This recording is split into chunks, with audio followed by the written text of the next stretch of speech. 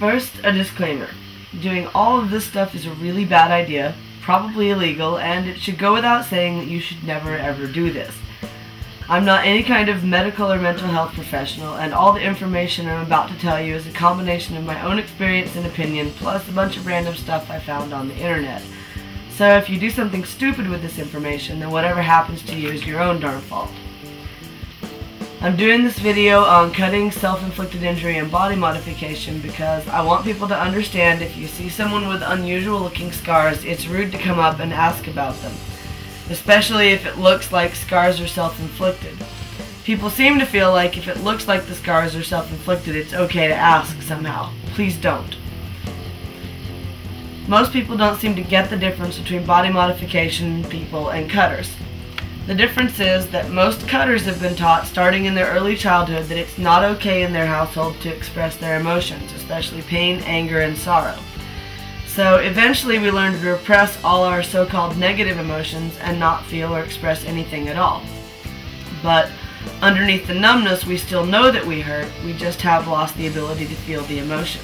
Since we can't express pain as an emotion anymore, it helps us to express it through our bodies. That gives us a visible physical injury and a physical pain, blood, and scars as a substitute for emotional pain, emotional wounds, and emotional scars.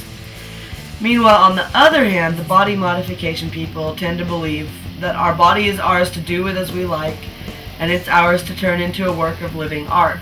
We believe in expressing ourselves by using our body as a canvas to reflect the strange and amazing person we are inside. And every now and again you'll run into someone like me who's actually into both. For me, I'm a cutter who's into body modification. So, I wanted to let people know a few things based on the common questions I get asked all the time. First of all, cutters aren't usually suicidal. As far as I know and as far as people I've met go, we're all expressing what we feel the only way that works for us. According to some things I've read written by mental health professionals who study the phenomenon online, if you try to make a cutter stop without giving them a new and different outlet for their emotions first, then you may force them to become suicidal. I know it looks scary from the outside, both in the case of cutters and body modifications, and that scariness causes people to have strong emotional reactions to us.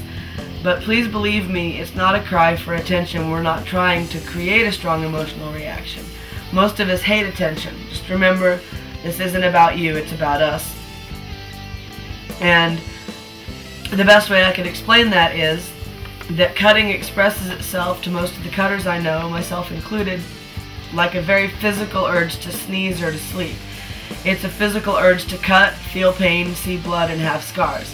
So telling someone who is a cutter that they should just try not to cut is like telling someone to try not to sleep.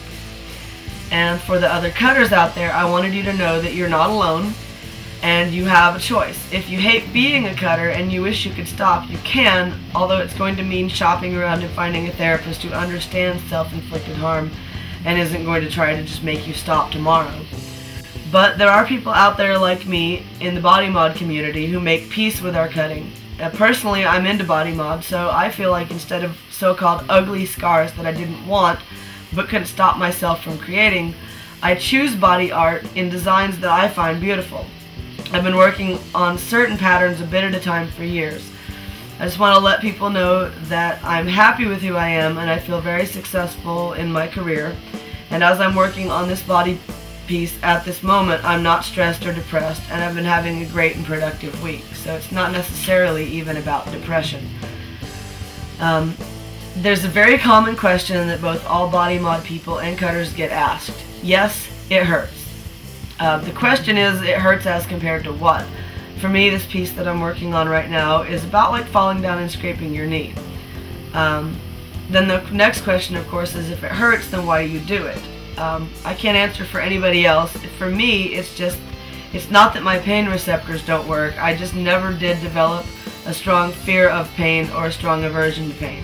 The pain hurts, but I'm not afraid of the pain, and it doesn't bother me to be in pain. It's not something that I just dread and am horrified about the idea. But I will tell you that both all the cutters I've known and all the body mod people I've known hate to hear the question, did that hurt? And they hate to hear, why did you do that?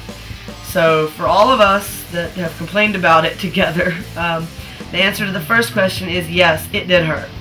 And the answer to why would you do that to yourself is that if we really stop to give you a fair and honest answer, it could take a really, really long time. Now, I just want people to understand, you don't really have a right to go up and ask a stranger a personal question about all their scars, their piercings, their tattoos, their tongue splitting, their transdermal or subdermal implant, their branding, or whatever other bizarre modification they have. Most modifications, except for cutting yourself, are pretty expensive, and you can bet the person had a valid personal reason for doing it and going to all that trouble. Keyword is personal. Most of the modification crowd, not cutters usually, but most of the modification crowd are okay with telling you things like how they got their modification and who did it and how to get it to heal right. And maybe if it has any personal significance to them, they might tell you why did they get that modification, like what does it mean to them. In other words, basically rule of thumb is if you are acting like you're interested in getting something similar for yourself, then people are happy to tell you the process. But most of us are not just interested in fulfilling your idle curiosity or making you feel better about your reaction of surprise or shock or confusion to our modifications. So if you're just idly curious, the polite, kind way to handle it would be to ask, what is that kind of modification called? And then go on Google and look it up. Likewise, it's a good idea anyway if you would just go online and look up cutters and self-inflicted injury. If you really care and you aren't just idly curious, this is probably the very best way that you can handle your interest in the subject.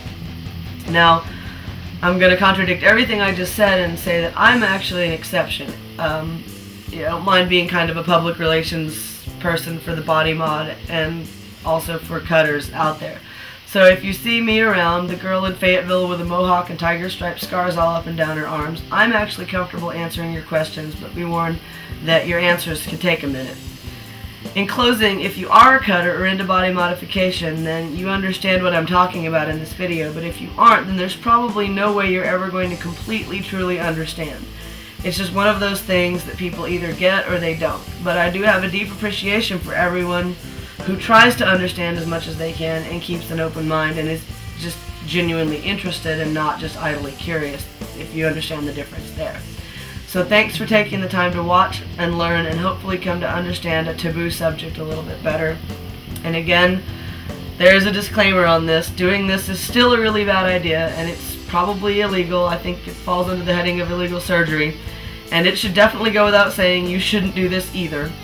Again, I'm not any kind of medical or mental health professional, and every bit of information that I've just told you is a combination of just my own experience, my own beliefs and opinion, and information that I looked up on the internet. So whatever dumb thing you may happen to do with this information is completely your own darn fault and nothing to do with me. So go to it and good luck.